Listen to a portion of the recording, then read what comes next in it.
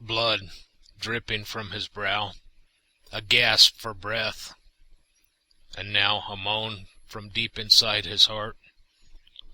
The agony of his death emerges. The roughness of the wood against his raw and open skin. He lifts himself, then collapses again under the Father's wrath. The sun beats down on him as flies and gnats seek out his wounds. A soldier laughs. His mother looks away, and the pain cuts through his soul. This was the cup he didn't want, but from which he willingly drank. The offering made for crimes which he didn't commit. The mystery revealed. The tragedy of man, which began with the first, but ended with a Nazarene fastened brutally to a Roman cross between two thieves. Pilate found truth when he wrote King of the Jews, then washed his hands as if water could remove the stain, as if water could ease his pain.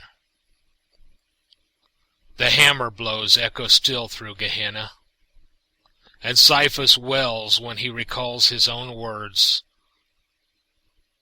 "A man shall die rather than that many should perish." The tragedy of those who didn't believe. When it was finished, they took him down. A rich man's tomb his consolation, but those who loved him scattered to their own lostness and despair and fear. 1,000 years pass, and 1,000 more. On the streets they ask one another, "Is there any hope?" Because they suspect that there is none, none at all. In a bus station sits an old and battered man, 27 years old, and needing to get well, needing to ease his own lostness and despair and fear. Picking up a little pamphlet, he reads the words of hope, reads the words of freedom, reads about the man they slaughtered at Golgotha, reads about the empty grave and the promise.